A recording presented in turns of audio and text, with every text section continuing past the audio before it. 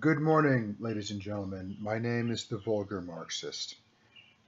I now have on my fridge a list of approximately 30 videos I need to make for this channel. I am so far behind right now, it's not even funny. And I just had half a dozen topics dropped on me this week alone. Everything from Anita's comments at VidCon to Sargon's response on, I believe it was the Rubin report, discussions about equality of opportunity versus equality of results. But today we are going to be dealing with another thing because Lacy Green has asked for replies upon the subject of gender, and as it is likely this is a fairly narrow time window, I'm afraid I need to work with a bit more haste than I would usually like to. If this video seems cobbled together at the last minute, that's because it was, and I do apologize for that. I would have liked to have been significantly more thorough in my research prior to this video being made. I'd also like to not have a sore throat, but we're going to have to work around both of those things, I'm afraid. That said, in Lacy's video, she presented, I believe, three options with regard to gender. One, that gender is biological. Two, that gender is a social construct. And three, that gender does not even exist. Now, I'm going to deal with the first and the third options, that is gender as a biological construct and gender as non-existent, more cursorily than most people would probably like. The reason for this is the evidence for gender being a social construct is really at this point so overwhelming. It is perfectly observable to anyone paying attention that magpies gather shiny objects to demonstrate wealth, that female lions do the overwhelming majority of the hunting, that male zebras amass huge numbers of partners and then run in circles around a herd to protect them from predators, and that while the overwhelming majority of ants are female, they all perform different assigned social functions. That said, before we can begin, we need to ask the question, what is gender? And for that, I am, with immeasurable regret, forced once more to return to Wikipedia. Now, the Wikipedia definition of gender is comprised of three parts. The first is, again, biological sex. The second is sex-based social structures, and the third is gender identity. Once more, I am going to ignore the first and the third definitions, the first merely being repetition of the idea that gender is biological, the third being now so overly broad, with everything from attack helicopters to A-1 tanks being jokingly defined as a gender, that it is completely meaningless. So, the central definition of gender we are going to be using for this video is social division of labor based upon sex. That is the idea that women have traditionally been expected to stay home, men have traditionally been expected to go to work, women have traditionally been protected while men have traditionally been expected to do the protecting. I could go into huge issues with the idea that men are not generally considered possible to be raped or sexually assaulted. I could go into huge issues with the idea that women were historically considered the victims of very nearly everything under the shiny blue sky, but we're not going to deal with that right now. What we are going to deal with right now is the interrelation between the concept of gender and the concept I've described in an earlier video called titleage. Now, as I am absolutely and utterly loath to have to repeat myself, I am simply going to replay that earlier section and then proceed with the rest of this video. Every theory of social compact recognizes and acknowledges that individuals in a condition of a state of nature are obligated to join the compact solely on the condition that it benefit them. From Hobbes to Locke to Rawls, this single point is constant. The stipulation is merely whether or not conditions in a state of nature are so appallingly horrific that any individual would voluntarily and freely choose to enter any social compact presented them, because it would unquestionably be an improvement. Hobbes states that a social compact is always an improvement. Rousseau states that a social compact may or may not be an improvement, but the argument is continual. Joining the social compact must be an improvement. This does not change. This doesn't alter anywhere. No one in social compact theory, or for that matter outside of social compact theory, other than a handful of feudalist kings, dare maintain the position that an individual can be coercively forced to join a compact which does nothing but hurt them. However, we must then ask the question, what is a compact? What defines a compact that guarantees all persons participating in it are benefited? Certainly, we may ascertain that a compact involves a series of obligations imposed upon those who participate, the simplest of which can be from anywhere from do not rob, cheat, swindle, or murder other people, to something as complicated and intricate as socialized gender norms. Again, the complexity of the obligations does not in any way detract from the fact that the imposition of these obligations must benefit all persons they are imposed upon. If I am required to respect the bodily autonomy of other people insofar as I may not violently assault or murder them, then this is contingent solely upon the fact that other people respect my bodily autonomy. If I may not assault other people and they are free to assault me with impunity, this does not benefit me. This actively harms me. Whereas in a state of nature, I could easily defend myself, I am now forbidden from defending myself, though people are still free to assault me. Likewise, if I have a series of tasks imposed upon me because of an accident of birth, say my gender, and I do not in any way benefit from having to perform these tasks, then this unquestionably harms me. That is, that if I am required to, say, pay $100 a weekend for someone of an opposite gender, and I am subject to sanction and condemnation if I fail or refuse to do this, then I'm out $100 a weekend for no appreciable or reasonable benefit. This, then, is the principle of titleage. All obligations come with entitlements. If society reserves the authority to order me about and tell me what to do, it must grant to me every resource necessary to meet its impositions. A simple example to illustrate this point, and I will hopefully come up with a better one in the future. Let us suppose that the city of New York decided that individuals were required to row a boatload of potatoes across the New York harbor to Connecticut every week. One boatload per person. Now, obviously, this is going to be an imposition upon a great number of people who may not want to row a boatload of potatoes across the harbor, who may not have a boat or oars or locks or potatoes for that matter. Furthermore, rowing a boat is quite hard work and is going to burn a significant number of calories.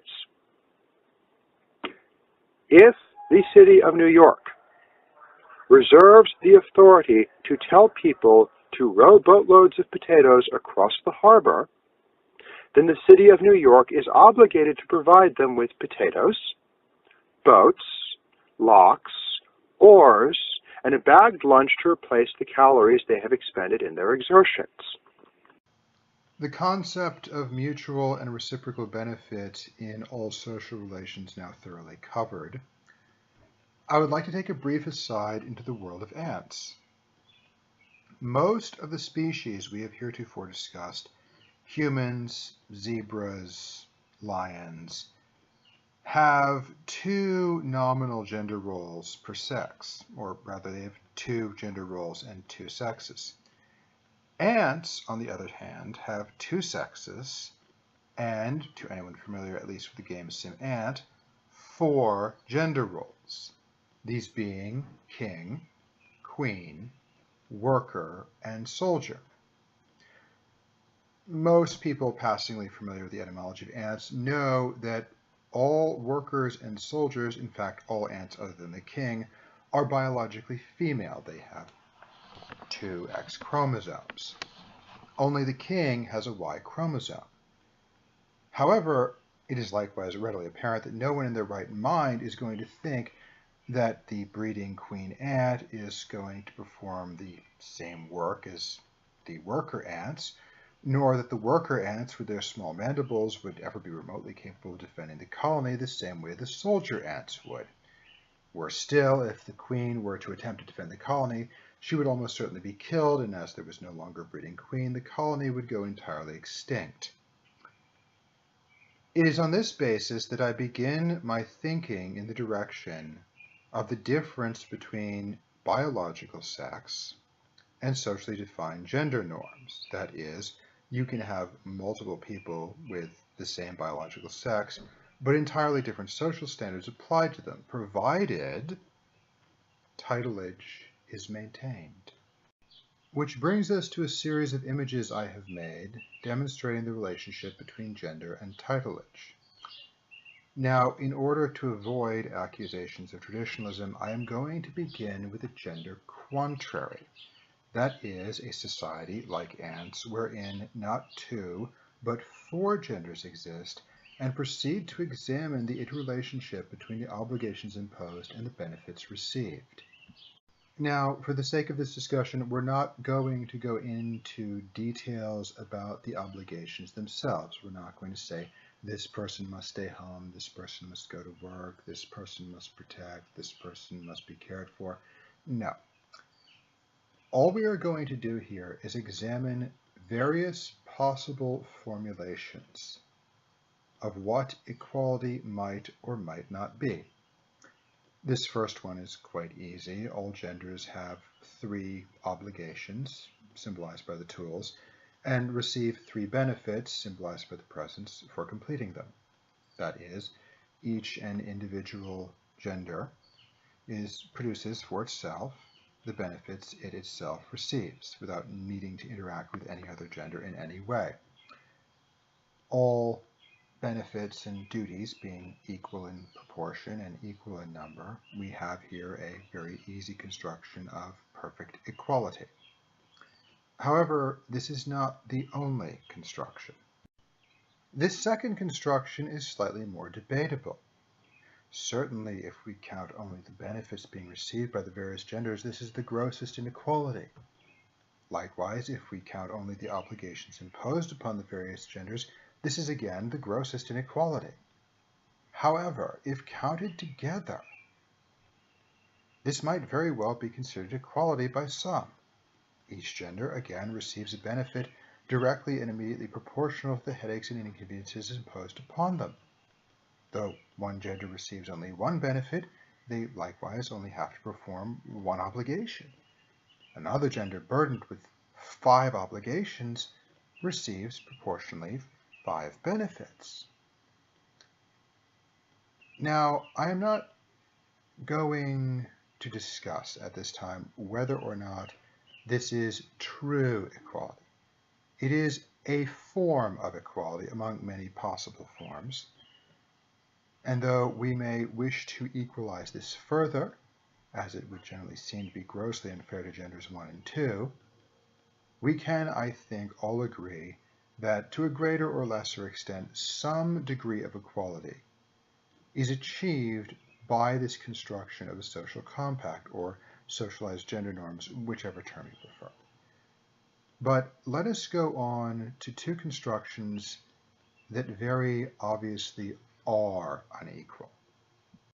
I am going to use this one first because it is a representation of the communist horror everyone loves to refer to. The idea that those who contribute virtually nothing receive exactly the same benefit as those who are required to do everything has been trotted out again and again by the opponents of socialism, communism, various alternative economies as some inevitable horror that cannot possibly be avoided. And while they are entirely correct that this would represent some grotesque and terrible injustice to genders 1 and 2, I cannot agree with them that this is inevitable. However, this is an impossible construction for social gender norms, which would unquestionably and indisputably do great disservice to some while providing inordinate benefit to others. Now, I would like to consider a fourth possibility, if I may. This last construction, I feel, reflects the concerns many express about the social justice movement, possibly legitimately, possibly not. That everyone is required to perform exactly the same tasks, yet receives wildly different rewards for them, is an interpretation of ideas, possibly incorrect, of things like the progressive stack and the idea that both men and women should all perform exactly the same social roles, even though the benefits they might receive are not necessarily similar. So that said, we have here four possible constructions of what gender could be. What we do not yet have is a construction of gender on a social level. Up until now, each person received, ostensibly in the first two situations, only the impact they themselves created. That is, the emoluments they were rewarded with were a reflection of the duties they had performed and were, quite likely, the product of their own work. In the second two, it was painfully obvious that someone else was benefiting from the work others had done. One gender, having performed more obligations than they received, the additional benefits produced went to some other gender. However, we have not explored the idea that this is the static case in all situations. First of all, let's backpedal quickly. Yes, I am functionally assuming, as do nearly all socialists prior to the Russian Revolution, that society can pay its members only in the value they themselves have worked to create. There is no magical pool of infinite prizes somewhere in the cosmos for us to draw from if we are going to have things like sofas and couches and cars and tables. It is because we built them. And as very nearly no one enjoys the wretchedly difficult task of cleaning out an engine, it is going to be because we are expected and required to.